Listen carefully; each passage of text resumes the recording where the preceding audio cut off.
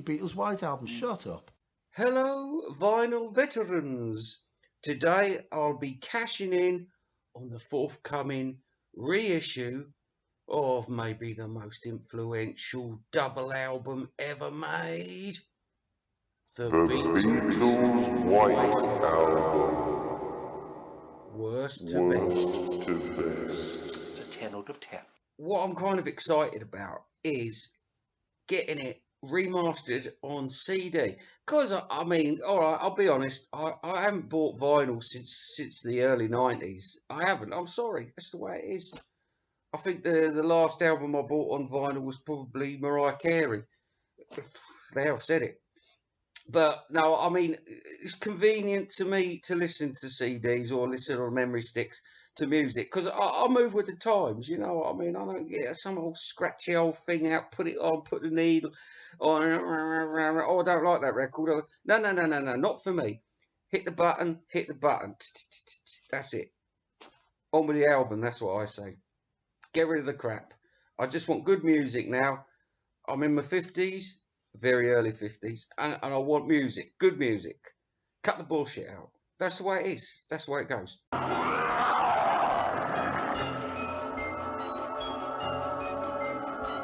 Anyway, back to the story. Anyway, so I'm really excited about this because now the woman who became my second wife, Mad Donna, well, when I first met her, I've got all the CDs and everything, but you know, the White Album was just a little bit pricey. It was 30 quid, for God's sakes. You know, and I thought, I can't justify that. I can't. So anyway, I said, would you buy me a birthday present? She said, what is it? It's the White Album.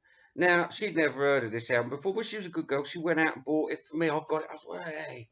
Now, when I put that CD on, this was about 1998, I think. But when I've put that CD on, I thought, oh, for fuck's sake, this just don't sound like the album. And I was fucked right off. I really was fucked off about it. So hopefully this one will be really good, and it'll just take me back to when I got the album. And that's the next story coming up. Oh, is it? Well, the history of this album. Now, I'd got all the albums by this point. You know, the only one that was missing was the White Album, surprisingly enough. Now, this was about 1981, you know, and the last couple of albums I brought, I got most of the tracks on because the earliest albums I had were the Rock and Roll Musics in the 2 volumes, the Red Album, and the Blue Album, which was hanging around the house, you know. So I bought most of the EPs as well separately by this point. So, as you can imagine, when I got Please Please Me and With the Beatles, which were sort of towards the end of getting my collection, you know, there wasn't too many surprises for me. So I was very sort of intrigued about what was on this album because really they didn't play the Beatles that much in the late 70s, early 80s. You know, I mean, even after John died, there wasn't all this Beatle music coming back. There were a lot of albums released to cash in on that, but it died down after a while. And you know, but like I said, this was about 1981. Now, I was at school, and I won't call this person a friend because they're a fucking idiot, you know, and I'll try not to hang out with idiots. But I think he'd bribe me or said, give you 50p if you come around mine today. Anyway, on the way back, the little shit. I was about 14 at the time. Now, this little shit, he was called Mark Windsor. Now, you might think that sounds a bit posh, but I'm going to get to that in a minute. Anyway, he says, come round my place after school, blah, blah, blah. I'll give you 50p. And anyway, he smoked. I wasn't a smoker then, but he was. Anyway, I'd got 30p or something. So he went and bought a pack of fags on the way home. And then we gets in, and his dad, or his stepdad, was really posh, and he's called Peter Windsor, and he ran a hotel, right? So I gets in. Now, all of a sudden, he makes all this fuss. Oh, no, his mum. His mum showed up first. Now, she was like, she married this bloke, Peter Windsor, the posh bloke. And she was, because he met her when she was a carnival queen at Eastbourne Carnival. Anyway, like she spoke like that as well, but she was fucking dirt common, you know. She was a right old scumbag, but you know, she put it on when it was like, you know, those sort of hyacinth types, but worse, much worse. Anyway, he says like, if you give me £5, he says my mum, she's got the album. But anyway, like he says, if I can, I'll get it for you today. So anyway, so I got the 50p. I gets around his place. Says he's got the white album hanging around. And I thought he's a thieving little shit. He's bound to steal it. So it's all good news. Anyway, he gets around there. The whole plan went tits up because there was, because his mum is in the kitchen and she says, where's that 30p, Mark? And he goes, and he's, you know, he'd spent it on cigarettes, so he couldn't sort of, you know, he couldn't say I've got the 30p on me, which was probably worth about £1 back then, but, you know, chicken feed. Anyway, she says, go and see your daddy immediately. So I starts cracking up thinking, daddy, what a wanker. Anyway, gets in to see Lord Peter Windsor, the hotel manager, and Windsor says, and I couldn't stop laughing. Secretly, of course, but he says, your mummy said that you've lost the money. You've spent that money. You've spent that. And I thought, fucking hell, he hasn't just done the Brinksmack robbery. He's just fucking spent 30p on a pack of fags. But it's like, you're as weak as water. Weak as water, Mark. Anyway. Then he sends the boy Mark back to his mum, and she goes, "Go and tell your mummy what you've done immediately." And he goes, she says, "What? You spent that 30p? You stupid old bastard!" And smacked him around the head. Oh, it was so funny. But anyway, forgetting about that incident, a week later we tried again.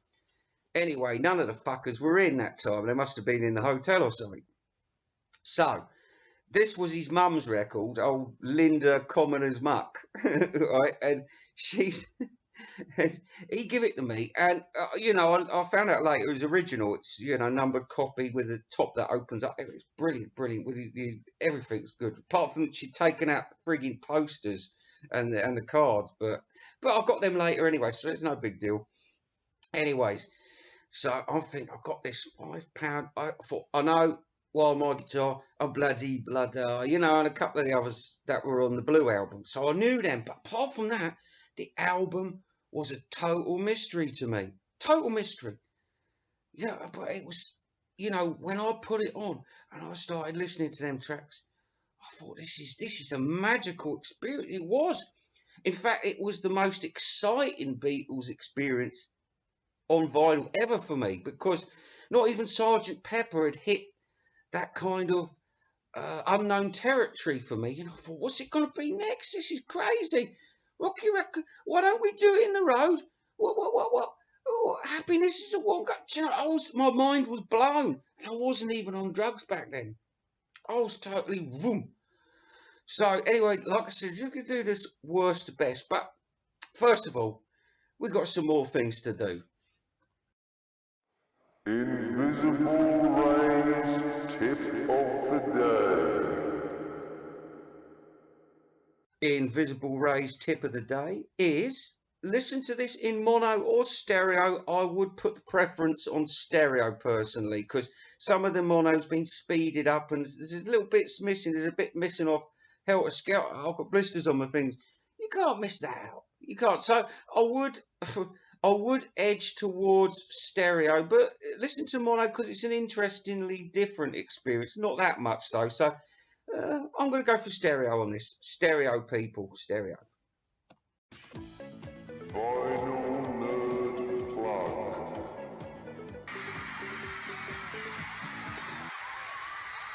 Well, we've got a bit of a dilemma today because it's a double album. I can't be fucked to go through this too much.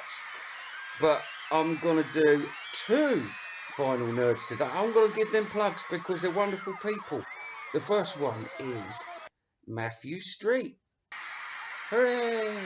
Matthew Street, wonderful man. Wonderful man. And you know what?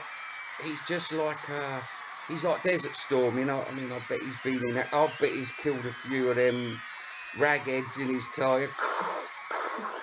Okay, keep me covered, boy. But you know what I mean? He's a wonderful man, and you know what I mean? I love his show. He's got a great show going on. One of the best. And also, this man, he's very supportive towards me. One of my biggest fans. So how can I hate you? There is nothing bad to say about this man. Nothing. And anyway, while we're about it, the second one, because it's a double album. It's double vinyl nerd. Second one is the crazily named Fit to Be Tie-Dyed. Now, unlike Mr. Street, I think Fit to Be Tie-Dyed. Now, I could be wrong. I mean, this is an allegation from my head, right? Now, I think this man is taking Class C drugs because, you know, he's got that kind of laid-back way about him. I've seen this before, but there's no harm in that, buddy. I'm coming round yours. I'll come round because I love a bit of weed now. And Stiff's not invited, okay? Anyway, listen, this Fit to Be Tied, he's wonderful. He's exactly the same as Matthew Street, but not a straight, you know, he's not a Vietnam vet or anything, but he's like, he's there, he's a hippie.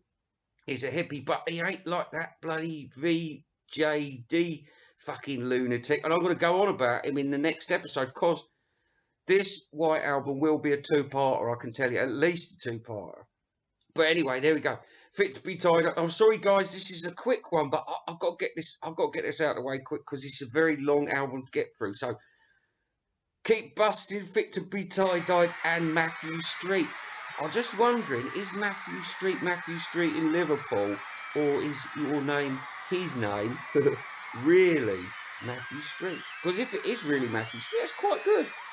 Yeah, I'm thinking of renaming myself from Invisible Ray to Cavern Club. That's funny. That's it's not, is it? It's not. Sorry. Okay. Yeah, just altogether pointless. Anyways, just before we start this countdown from number 30 to number 1 of this fantastic album, I mean, I can't praise it enough. I cannot praise it enough. Before I forget at the end, look, the album gets 10 out of 10. There's no two ways about it, is there? I mean, what do you reckon? We're not going to talk about this single album bullshit because people spend far too much of their time doing it. And there's this sort of wacky American bloke called Vinyl Rewind or something. Looks a bit like a fucking wop. And he's always going into real detail. Now, I saw his turning the double to a single album. I thought, now this is just a little bit insane. Instead of just sort of randomly picking them out, he's picking it so it sort of blends into, at the expense of probably his own choices. But anyway, forget about that wanker.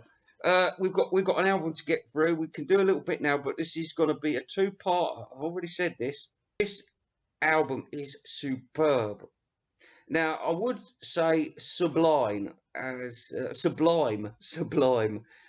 John Heaton would say, but the only sublime thing I could think of is Lindsay Lohan's vagina. It's as simple as that. White Album, Lindsay Lohan's pussy. No choice. White Album, see ya. But anyway, let's get on with the countdown.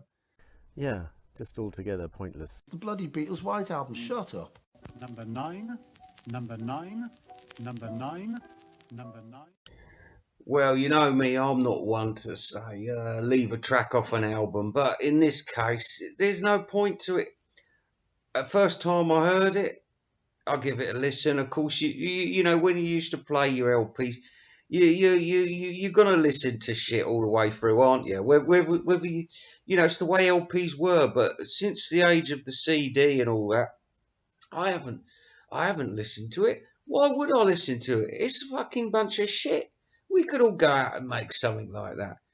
It's John and Yoko doing their thing, and you know, it's the result of too much heroin. That's what it is. It's not anything to giggle and laugh about. It's stupid and it's got no place on the album. I'm sure there's some weirdos out there who would disagree with me, but it is, and I'm sure the majority of reasonably thinking, sane human beings would agree that it is Garbage Day. Garbage Day! Huh? No!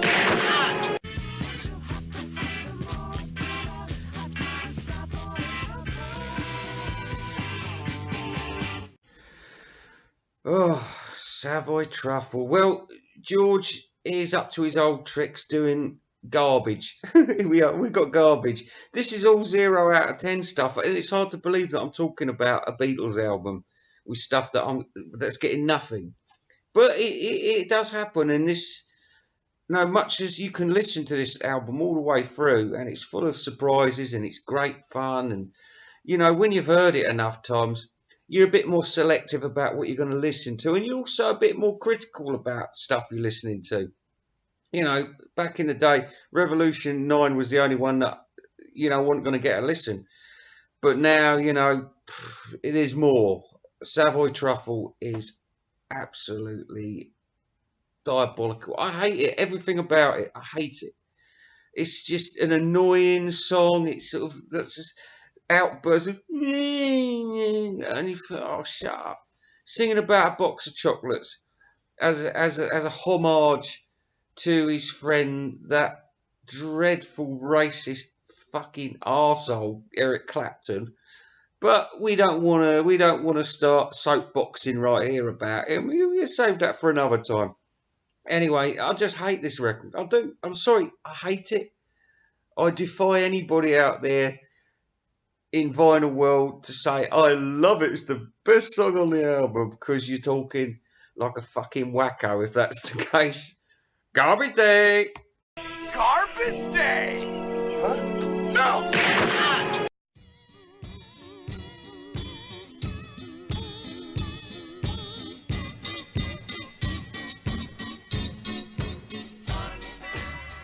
Wild Honey Pie, it's shit. It's pointless. There's no point to it.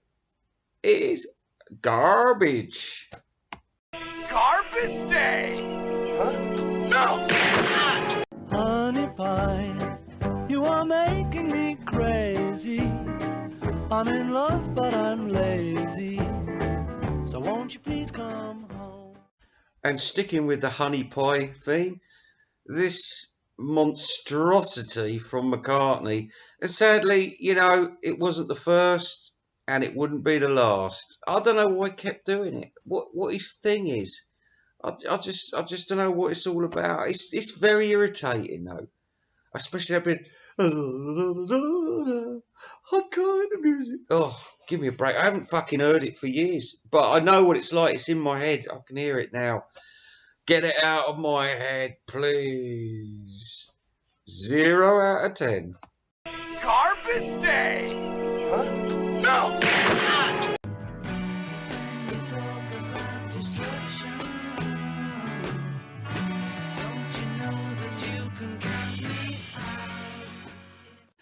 And up there at number 26, not to be confused with the fantastic B-side of Hey Jude, Revolution.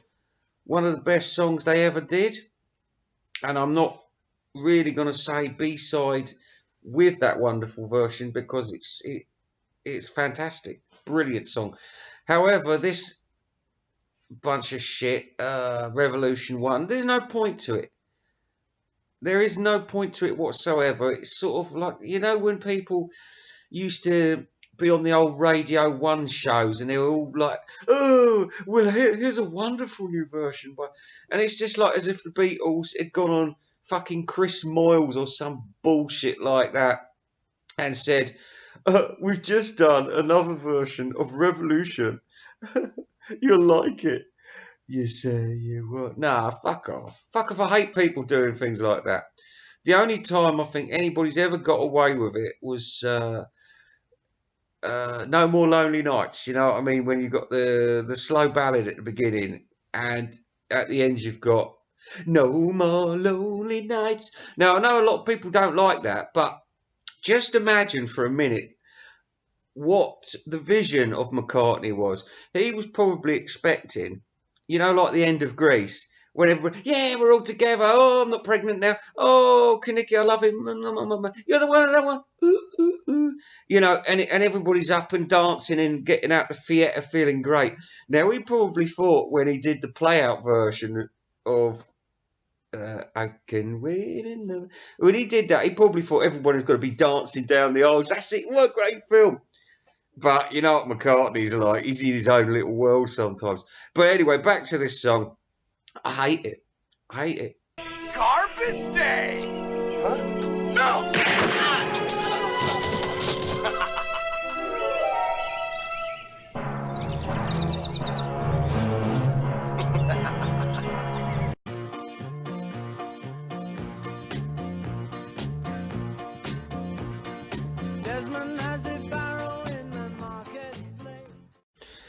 And I think it's only fair to stop this review here at number 25. And the record, probably one of the better known records. It is horrific. It was covered by a band called Marmalade. And it got to number 1, which shows that the general public are pretty stupid at times. I think the rest of the Beatles totally hated it. It's on the public record, you know. I mean, McCartney, for some reason, was, you know, wanting to get this song done. It was going to be the biggest song. I mean, I always liked it, but over the last 3 or 4 years, I don't like it anymore.